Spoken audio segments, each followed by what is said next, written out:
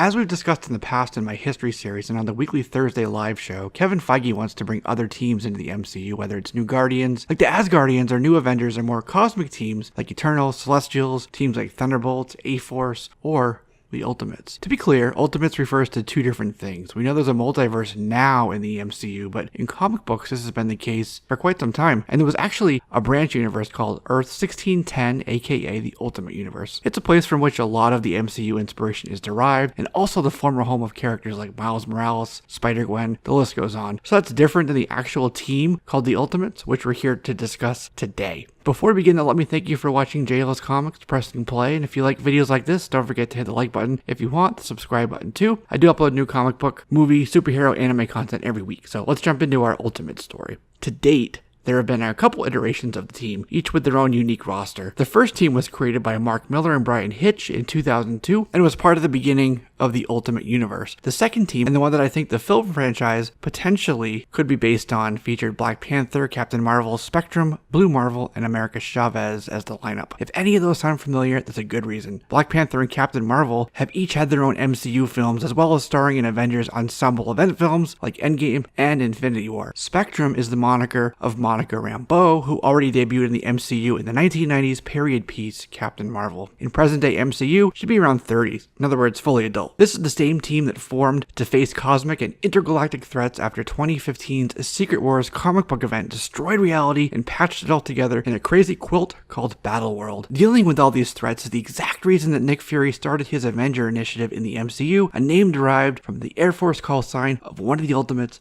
herself, Carol Danvers. It's a rather diverse team that is now officially part of the proper Marvel 616 universe. Their first mission, in fact, was to stop Galactus. Can you see the framework of a plot forming like I can? Can you also see how the Richards family might be a part of this venture? It would serve to further create separate plot threads within the MCU. Guardians would be fully cosmic, Avengers would deal with threats on Earth, and the Ultimates would be able to focus on cosmic threats headed towards Earth like Galactus, Annihilus, or a secret Skrull invasion. A scene in Avengers Endgame featured the likes of Okoye, Rhodey, Captain Marvel, Rocket. The same scene where Okoye teased Namor to Nat, by the way, might be a new evolution of the Avengers, a new evolution not called New Avengers, Avengers 2.0, Mighty Avengers, or Next Avengers, but the Ultimates. So how about that diversity clause championed by Brie Larson herself? Well, Brie Larson's Carol Danvers, aka Captain Marvel, is female. Chadwick Boseman's King T'Challa, aka Black Panther, is a black male. Akira Akbar's Monica Rambeau, aka Spectrum, is a black female. That leaves two to be introduced: Blue Marvel, who's also a black male, and America Chavez, who is Latino and also LGBT. If they don't want to intro America just yet, you could easily replace her with Valkyrie, who is an LGBT Asgardian. Also, it makes sense pairing up $2 billion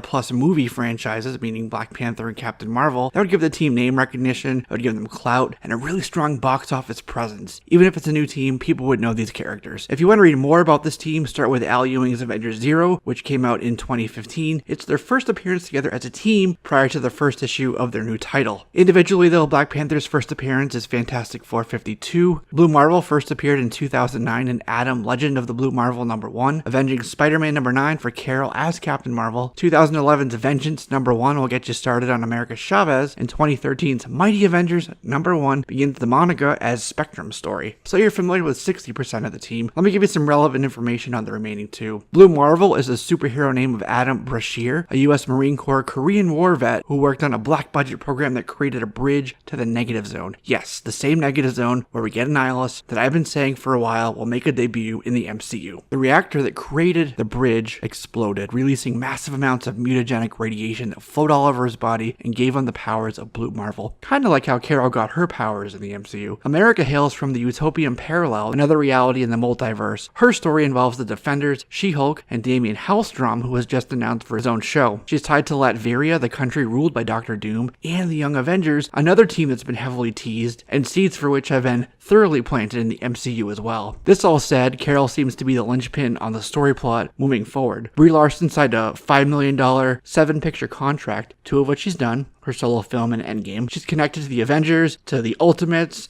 an Orbital Shield offshoot called SWORD, A-Force, and even Alpha Flight. Basically, she's the Steve Rogers for Phase 4. In one story, it was Beta Ray Bill who visited the SWORD space station, which is called Peak, in order to get information pertaining to Galactus. In the second volume of Ultimates, there is an evil Reed Richards calling himself the Maker who collaborated with another villain that I think will show up called High Evolutionary. He'll probably debut in Guardians 3, along with Adam Warlock, Beta Ray Bill. He's the one who created those two, along with Rocket Raccoon. We'll find that out later. He teamed up with him with the intent of destroying the superflow, which is the energy that flows between the universes and keeps them separate. It maintains the multiverse. With that gone, it all collapses down to one. See how it's all coming together? But now it's your turn. Would you like to see the Ultimates on screen? Do you think they'd be better suited for a feature film or a show like something on Disney Plus? Sound off in the comments below with your thoughts and theories, and we'll continue this conversation down there. That's it, my friends, for this one. I'm Jesse. This is JLS Comics, and I'll see you soon.